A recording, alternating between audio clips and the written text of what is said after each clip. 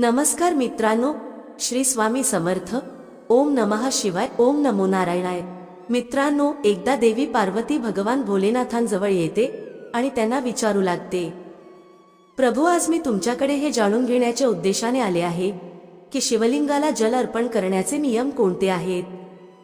अशी कोणती स्त्री आहे जी शिवलिंगाला जल अर्पण करू शकते आणि कोणती स्त्री आहे जी शिवलिंगाला जल अर्पण करू शकत नाही.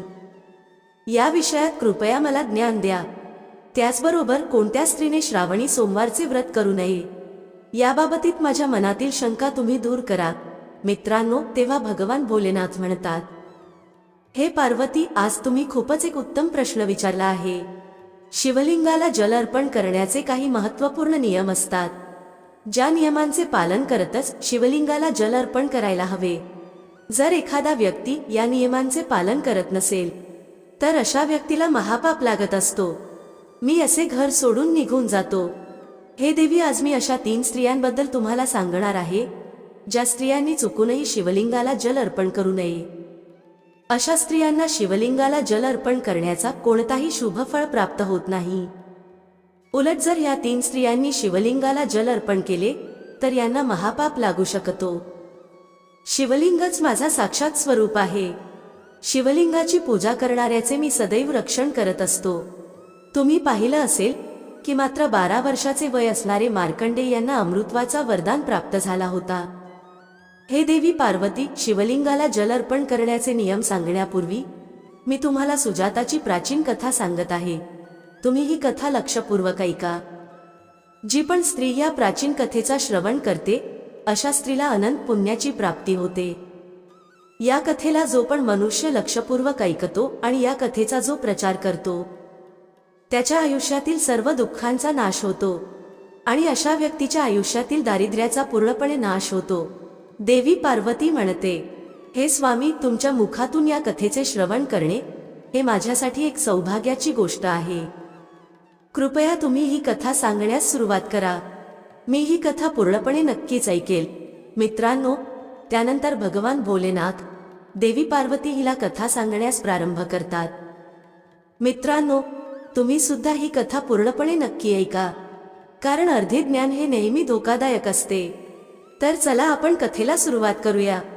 त्याचबरोबर कमेंटमध्ये हर हर महादेव अवश्य टाईप करा.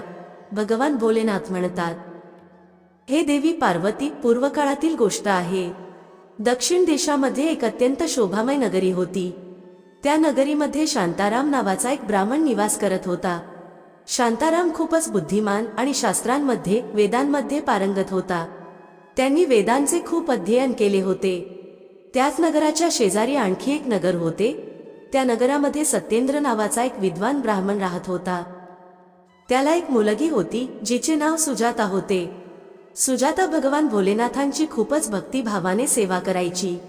शिवलिंगाला जल अर्पण करणे आणि योग्य प्रकारे पूजा अर्चना करणे यानंतरच तिच्या दिवसाची सुरुवात होत असे. सुजाताने मनोइच्छित वर मिळण्यासाठी 16 सोमवारचे व्रत सुद्धा केले होते. सत्येंद्रने खूपच प्रेमाने, लाडाने त्याच्या मुलीला वाढविले होते. सत्येंद्रची मुलगी अत्यंत सुंदर आणि गुणवान होती. जेव्हा सुजाता लग्नासाठी पात्र झाली तेव्हा सत्येंद्रला त्याच्या मुलीच्या लग्नाची चिंता सतावू लागली. त्यामुळेच सत्येंद्र त्याच्या पत्नीला म्हणाला, हे प्रिये, आपली मुलगी आता मोठी झाली आहे आणि म्हणूनच आपण तिचे लग्न लावून द्यायला हवे. तेव्हा सत्येंद्रची पत्नी म्हणते, हे स्वामी, माझ्या दृष्टीमध्ये एक विद्वान ब्राह्मण आहे ज्यांचे नाव शांताराम आहे. माझं असं मत आहे की आपल्या मुलीचे लग्न त्याच श्रेष्ठ ब्राह्मणासोबत करण्यात यावे. शांताराम ब्राह्मणासोबत आपल्या मुलीचे लग्न लावल्यामुळे आपली मुलगी आनंदी आयुष्य जगू शकेल.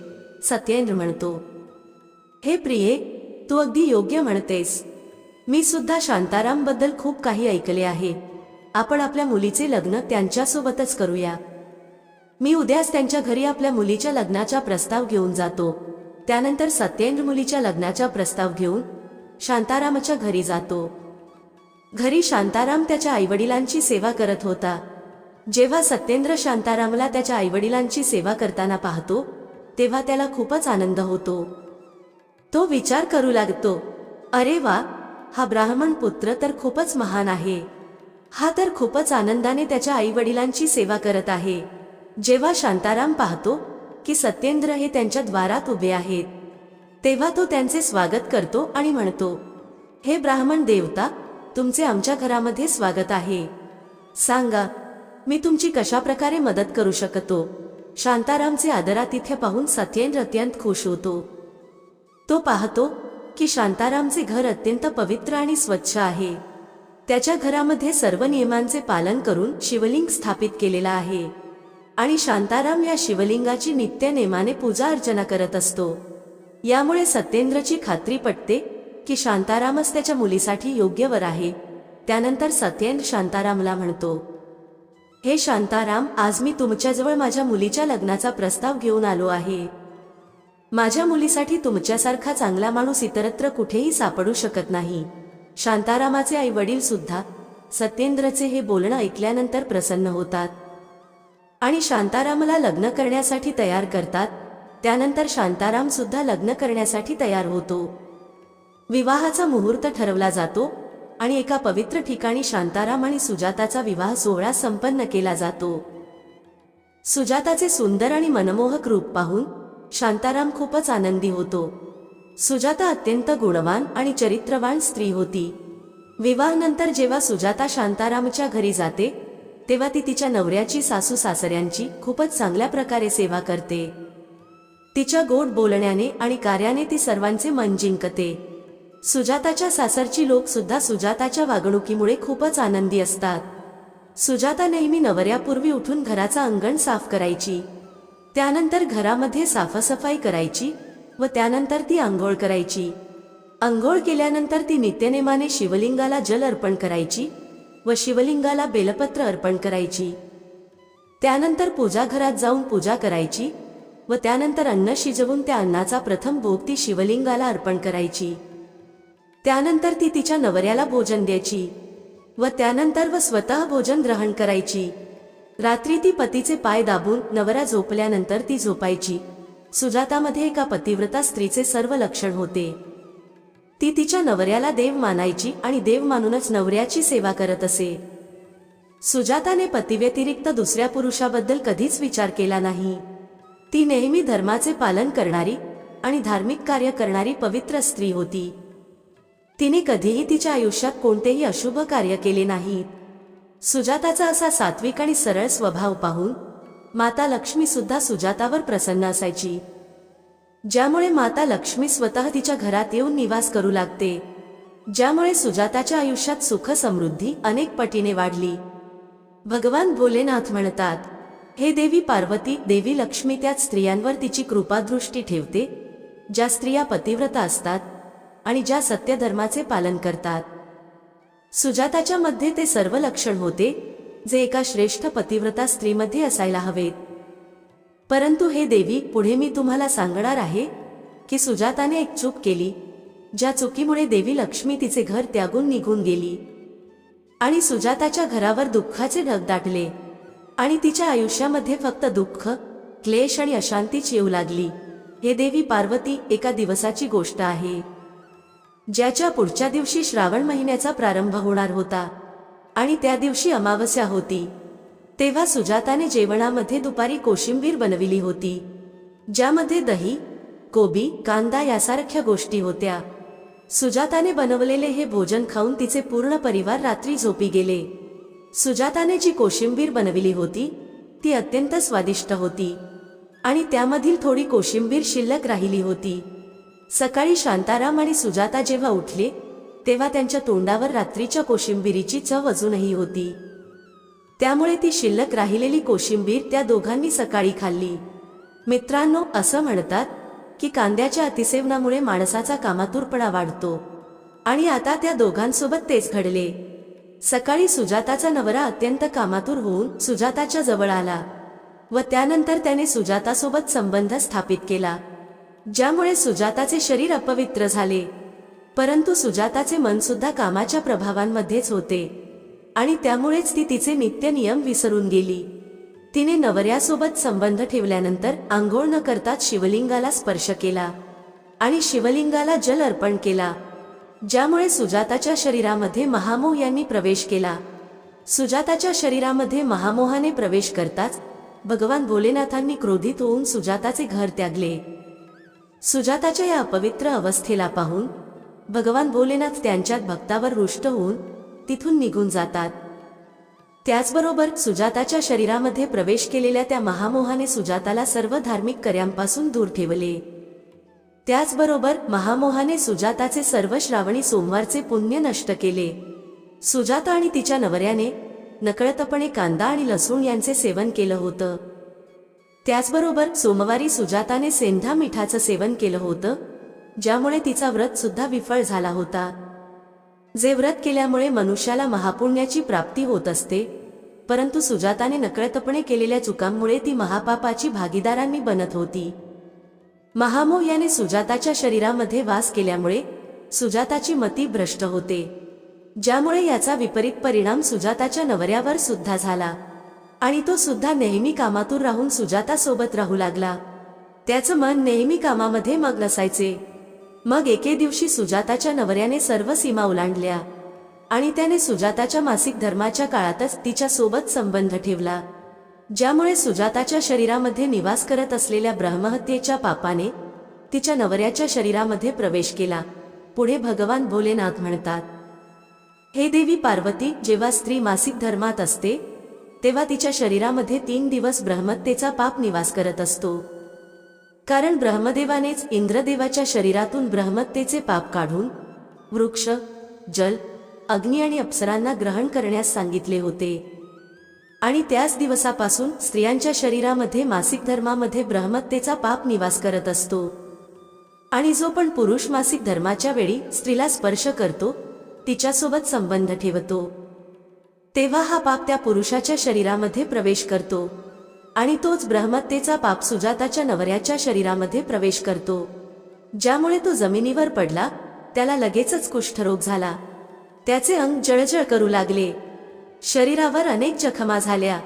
तो यातनेने ओरडू लागला, हे देवा, माझ्याकडून खूप मोठे पाप झाले आहे.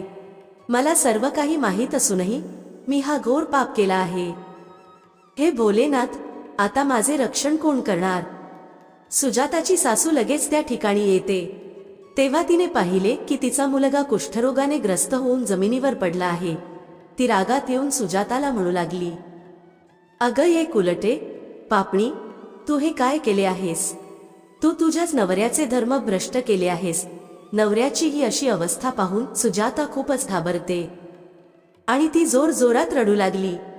ती सासूबाईला म्हणाली, सासूबाई, मला क्षमा करा. माझ्याकडून खूप मोठी चूक घडली आहे. कामाच्या प्रभावामध्ये माझ्याकडून हा अपराध घडला आहे. सुजाताची सासूबाई म्हणते, पापिणी, तू या घरातून आत्ताच निघून जा. तुझ्यासारख्या पापी स्त्रीला या घरामध्ये अजिबात जागा नाही. तू माझ्या मुलाच्या आयुष्याला नरका सामान केले आहेस. सुजाता म्हणते, सासूबाई, मी कुठे जाऊ? माझ्या नवऱ्या व्यतिरिक्त माझा दुसरा कोणीही नाही. मी त्यांच्याशिवाय जिवंत राहू शकत नाही. तेव्हा सुजाताची सासू म्हणते, तुला वाटेल ते कर, कुठे जाऊन जीव दे, परंतु तू आता या घरात राहू शकत नाहीस. इतकं म्हटल्यानंतर सुजाताच्या सासूने सुजाताला धक्के मारून घरातून बाहेर काढले. त्यानंतर सुजाता दुःखी होऊन घरातून निघून गेली. तिला तिच्या चुकीचा खूपच पश्चाताप वाटू लागला. तिला काहीच समजत नव्हतं की काय करावं. सुजाता चालत चालत एका जंगलात पोहोचते. त्याच वनामध्ये एक शिवमठ असतो. तेव्हा ती त्याच मठामध्ये मदत मागण्यासाठी जाते. तेव्हा तिथे कोणीही नसतो. सुजाता त्याच मठात जाऊन बसते आणि तिच्या चुकीबद्दल विचार करू लागते. मग काही वेळानंतर एक ऋषी तिथे येतात, जे त्या मठाचे पुजारी असतात. जेव्हा ते ऋषी एका स्त्रीला मठामध्ये दुःखी अवस्थेत पाहतात, तेव्हा ते आश्चर्यचकित होतात आणि जवळ जाऊन त्या स्त्रीला विचारतात, हे कल्याणी, तू कोण आहेस आणि तुला असे कोणते दुःख आहे ज्यामुळे तू इथे एकटी बसली आहेस? तुझ्या दुःखाचे कारण काय आहे? काही खाजगी गोष्ट नसेल तर तू मला सांगू शकतेस, मी तुझी मदत करू शकेल. तेव्हा ती स्त्री म्हणते, हे मुनिवर, माझे नाव सुजाता आहे. माझ्याकडून एक मोठी चूक घडली आहे, ज्यामुळेच मी माझ्या कुटुंबापासून विभक्त होऊन इथे आले आहे. तेव्हा ते ऋषी म्हणतात, हे देवी, तू हे काय म्हणत आहेस? तू कोणता पाप केला आहेस? मला सर्व काही विस्तार स्वरूपात सांग, जेणेकरून मी तुला काही मदत करू शकेल. सुजाता म्हणते, हे मुनिवर, माझ्याकडून एक घोर पाप घडला आहे. मासिक धर्माच्या वेळी मी माझ्या पतीसोबत संबंध ठेवला, ज्यामुळे माझ्या पतीला कुष्ठरोग झाला आहे आणि ते यातना सहन करत आहेत. तेव्हा ते ऋषी म्हणतात, पोरी, तू काळजी करू नकोस. तुझ्याकडून पाप घडला आहे, त्या पापाचा प्रायश्चित्त कर. तुला या पापापासून मुक्ती नक्की मिळेल. तू या मठात राहून भगवान भोलेनाथांची पूजा कर. रोजच्या रोज शिवलिंगाला जल आणि बेलपत्र अर्पण कर. भगवान भोलेनाथ हेच या सर्व ब्रह्मांडाचे कर्ता करविता आहेत. त्यांच्या सानिध्यामध्ये जो कोणी येतो त्याचा उद्धार निश्चितच होतो. आणि तू भगवान भोलेनाथांची अशा प्रकारे पूजा केल्यामुळे तुझा नवरा सुद्धा लवकरच बरा होईल. त्यानंतर सुजाता तिथेच त्याच मठात राहून भगवान भोलेनाथ आणि शिवलिंगाची नित्यनेमाने पूजा करू लागते. रोज अंघोळ करून ती ब्रह्मचर्याचे पालन करून शिवलिंगाला जल अर्पण करते आणि शिवलिंगाला बेलपत्र अर्पण करते आणि भगवान भोलेनाथांना मिष्ठान्न भोग अर्पण करते. त्यानंतर त्या मठामध्ये जेवढ्या गायी होत्या त्या सर्व गायींची सेवा करते. त्यानंतर सुजाता दिवसभर त्या मठामध्ये असणाऱ्या भगवान भोलेनाथ यांच्या मूर्ती समोर बसून त्यांची पूजा करत असते आणि पुन्हा तिचा नवरा बरा होण्यासाठी 16 सोमवारचा व्रत करते. अशा प्रकारे 1 वर्ष निघून जातो. दुसऱ्या बाजूला भगवान भोलेनाथ सुद्धा सुजाताची परीक्षा घेत असतात. आता पुढच्या वर्षातल्या श्रावण महिन्याला प्रारंभ होतो.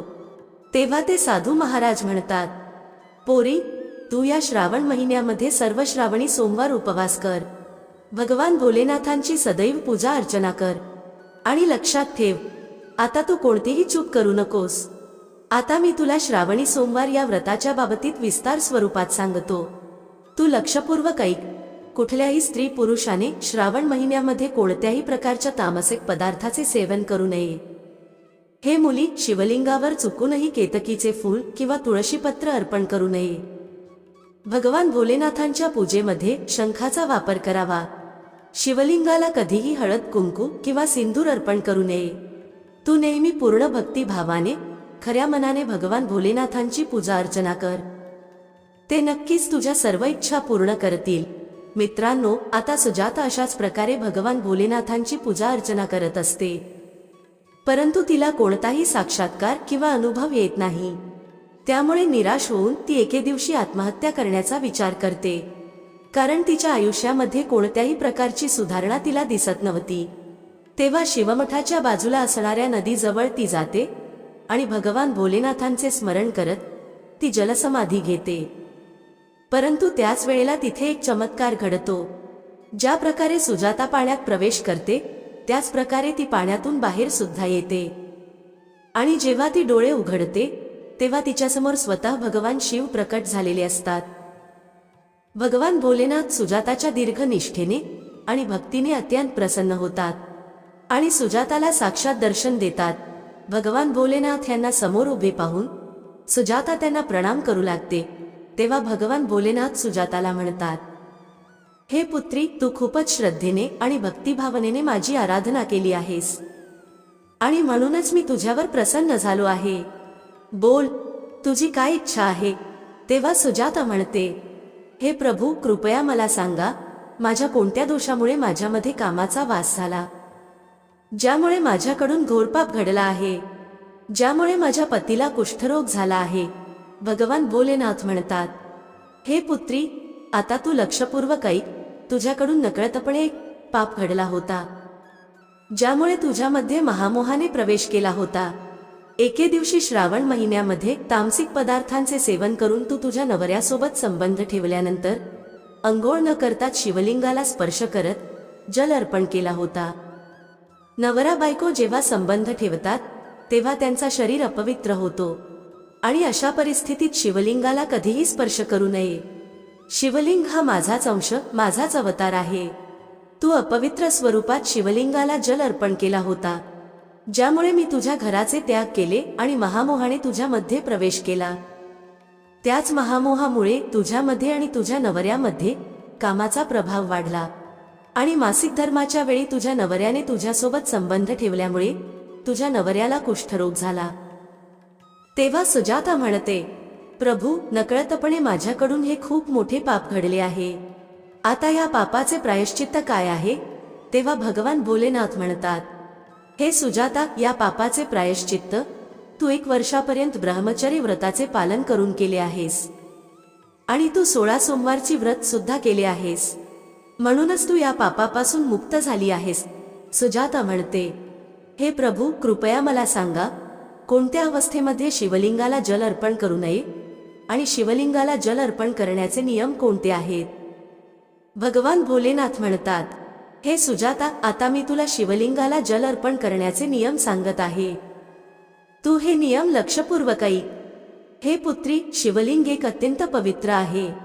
शिवलिंग मला अत्यंत प्रिय आहे आणि म्हणूनच शिवलिंगालाची सात्विकता अखंडित राहायला हवी. शिवलिंगाला कधीही अपवित्र रूपाने स्पर्श करू नये.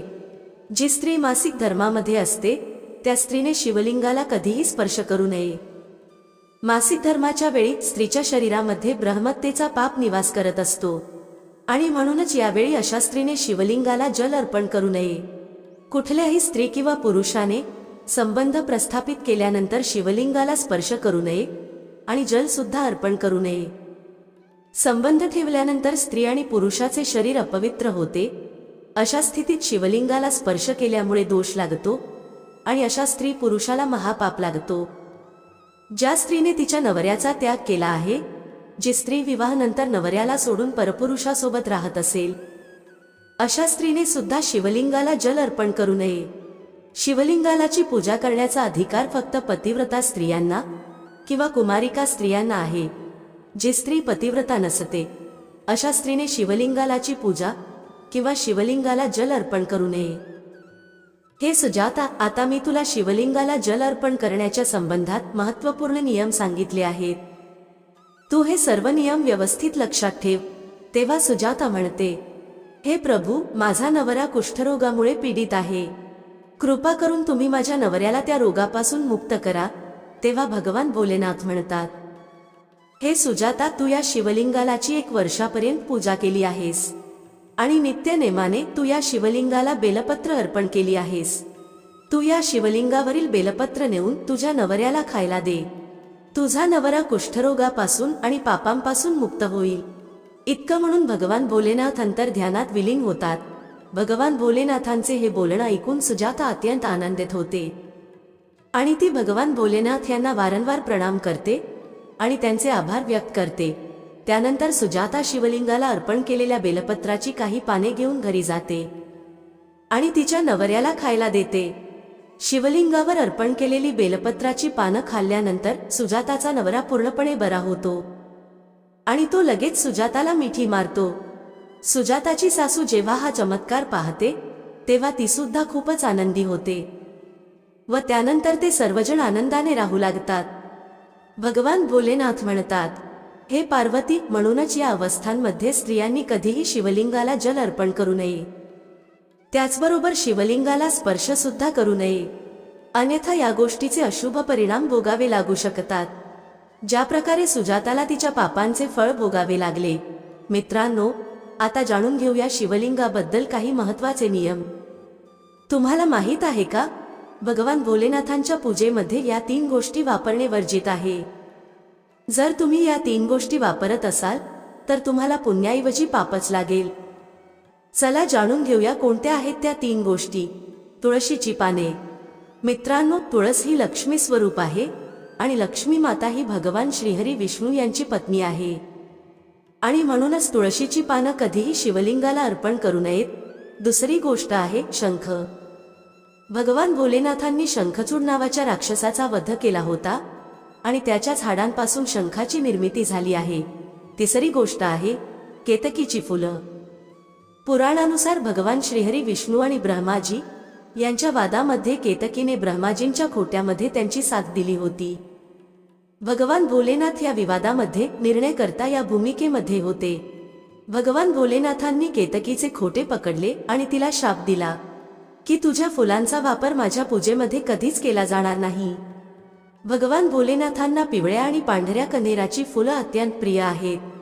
तुम्ही ही फुलं भोलेनाथांना अर्पण करू शकता. धतुऱ्याची फळे आणि फुले सुद्धा अर्पण करू शकता। त्याचबरोबर शिवलिंगावर दूध आणि चंदनाचा लेप लावणे सुद्धा शुभ मानले गेले आहे। पुराणमध्ये शिवलिंगालाच ब्रह्मांडाचा केंद्र मानला गेला आहे। याच शिवलिंगापासून समस्त ब्रह्मांडाला ऊर्जा प्राप्त होत असते आणि शिवलिंगातूनच या सर्व समस्त ब्रह्मांडाची उत्पत्ती झाली आहे।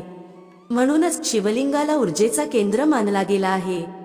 त्यामुळेच शिवलिंगाजवळ अशी कोणतीही गोष्ट ठेवू नये ज्यामुळे शिवलिंगातून निघणारी ऊर्जा नकारात्मक ऊर्जेमध्ये बदलली जाईल। वास्तुशास्त्रानुसार जर अशा गोष्टी शिवलिंगाजवळ ठेवल्या जात असतील तर घरातील वातावरण नकारात्मक होते।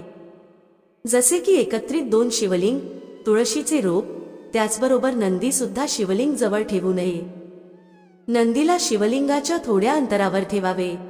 पूजेच्या ठिकाणावर किंवा आजूबाजूला अशुभ समजल्या जाणाऱ्या वस्तू ठेवू नयेत, जसे की चामड्याच्या वस्तू, मृत व्यक्तीच्या अस्थी किंवा मांसाहार इत्यादी। मंदिराच्या आजूबाजूला शुद्धता आणि सात्विकता अखंडित राहावी। जो व्यक्ती शिवलिंगाला जल अर्पण करत असताना 1,00,000 वेळा मृत्युंजय मंत्राचा जप करतो, त्याच्या शरीरातील सर्व रोग दूर होतात आणि त्याचे शरीर शुद्ध होते। जो मनुष्य 2,00,000 वेळा मृत्युंजय मंत्राचा जप करतो, अशा व्यक्तीला त्याच्या पूर्वजन्मातील गोष्टींचे स्मरण होऊ लागते। जो व्यक्ती 3,00,000 वेळेला महामृत्युंजय मंत्राचा जप करतो, अशा व्यक्तीला त्याला इच्छित असणाऱ्या सर्व वस्तूंची प्राप्ती होते। तर मित्रांनो, आशा आहे तुम्हाला ती कथा आवडली असेल। व्हिडिओ आवडला असेल तर लाईक करायला विसरू नका। भेटूया पुढच्या अशाच एका ज्ञानवर्धक व्हिडिओमध्ये एका नवीन चर्चेसह। तुम्हा सर्वांचे मनःपूर्वक आभार। श्री स्वामी समर्थ। जय श्री राम, जय श्री हनुमान, जय श्री कृष्ण, जय माता लक्ष्मी।